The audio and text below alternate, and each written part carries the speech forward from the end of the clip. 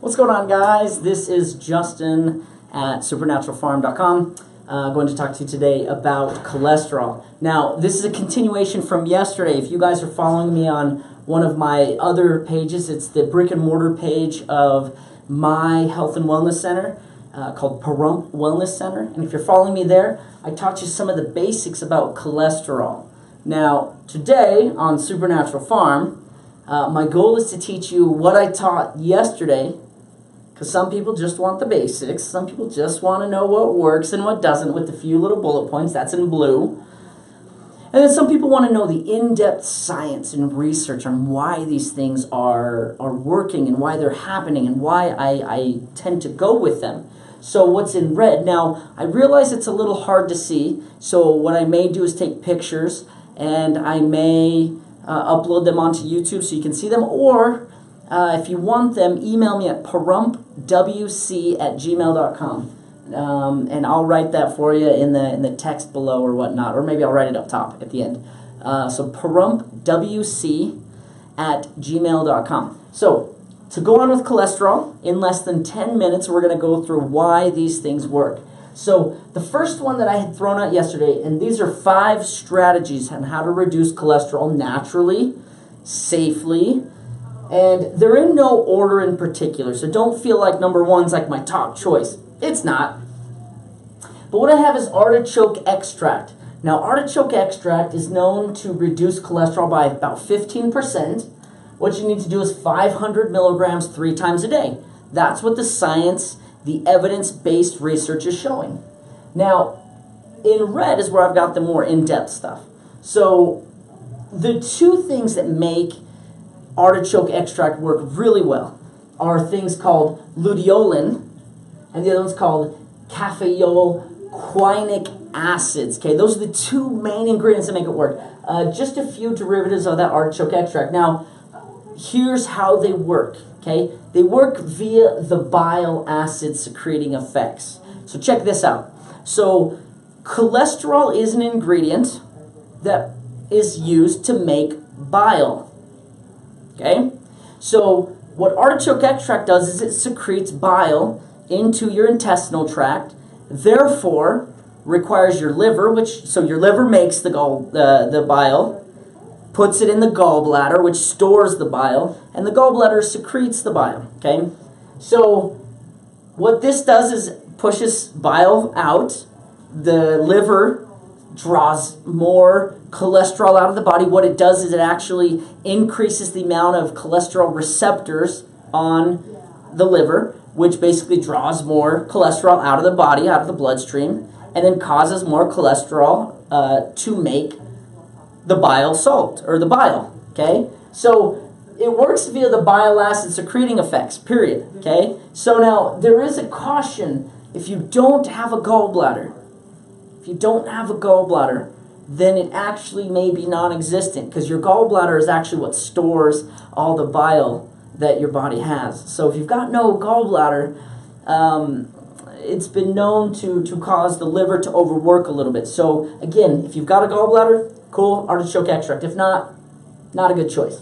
Now, the next one we've got is called plant sterols. Now, the 2 sterols that are most widely known is one called sitosterol, and the other one is called sitostanol. So it's sitosterol and cystostanol. That's fun to say 10 times fast. Now, plant sterols are known to lower total cholesterol by about 10%. 2 to 2.5 grams per day is the recommended dose.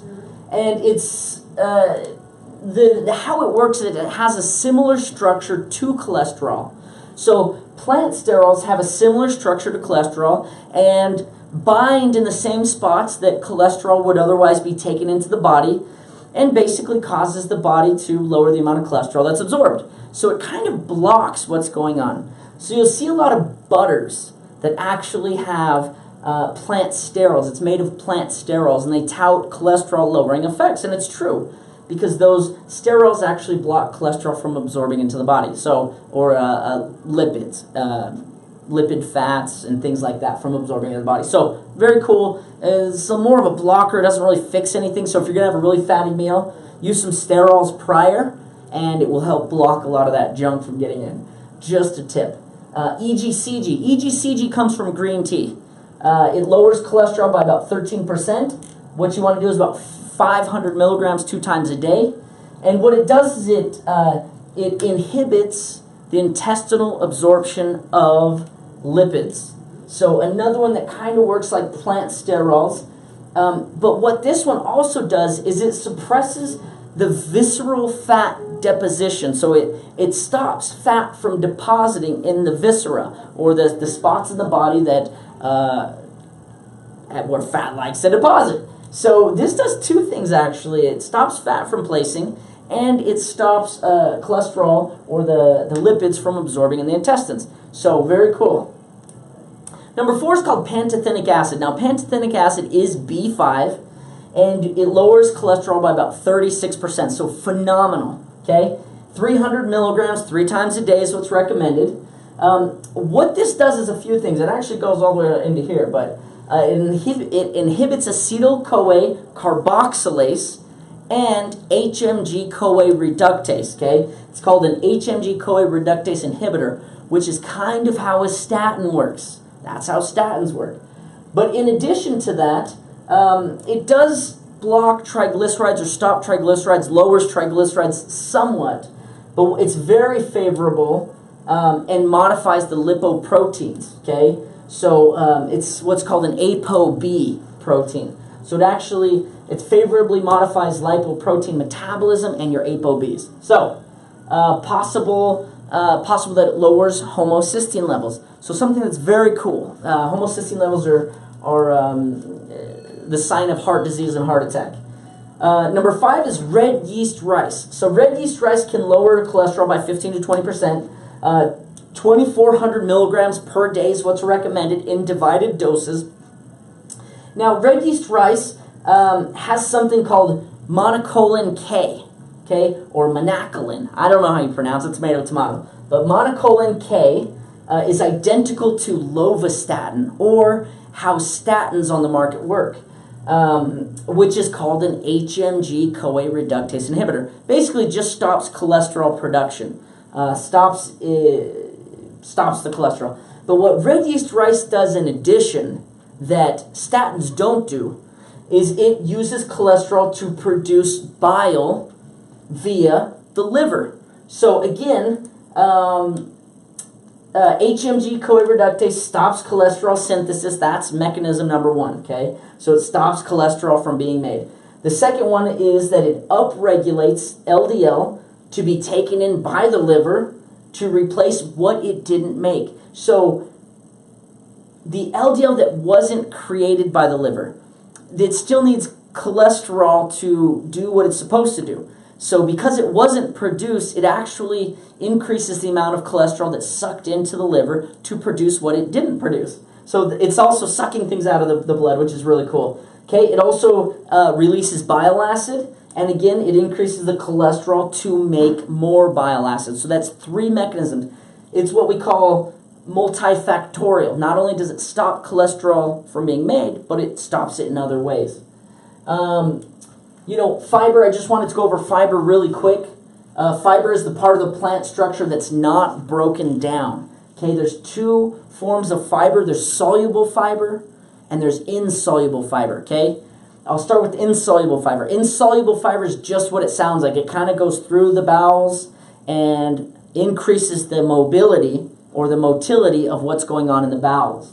So insoluble fibers are things like whole grains, wheat brands, vegetables, fruit skins, so things like grape skins and things like that. Those are insoluble fibers, okay? Now, there's also soluble fibers. Soluble fibers get in the gut, and they absorb things, so they actually slow down the mobility. It slows down the mobility of your intestinal tracts, so things like oats, peas, beans, apples, and citruses. Now, soluble fiber is known to actually inhibit cholesterol better, and it's known to actually decrease cholesterol by 50 to 70 points. So again, we want to eat about 35 milligrams per day in divided doses of fiber, particularly the soluble fiber. Now it also decreases bile being reabsorbed. So it actually draws it out of the body. So if it decreases the amount of bile that's being reabsorbed, so it's just flushing, our liver has to draw in more cholesterol to make more bile and store it in the bile. So there's multifactorial reasons on why, and fiber is one of the best, easiest things your clients and your patients can do to decrease cholesterol. My number one strategy. Now, polycosanol is the one that I probably suggest the most. It's suggested to have 20 milligrams at bedtime. If you're 60 years or older, there's been a lot of studies shown to actually be better for you. Now, what it does is a sugarcane wax from Cuba is where they first found it, and it's suspected to attach to lipid receptors to stop fat from absorbing in the body. It stabilizes plaque. The mechanism of polycosanol is actually largely unknown, but because it stabilizes plaque and gets rid of plaque buildup and some other things with cholesterol, it's actually one of my number one strategies. So besides fiber, I like to go with polycosanol. Now, there is a link, I have it right here, link between no gallbladder and increased cholesterol, okay? Bile is made from cholesterol. So I've been asking a lot of my clients who have no gallbladders, do you have increased cholesterol levels? And they say, yes, all of them do.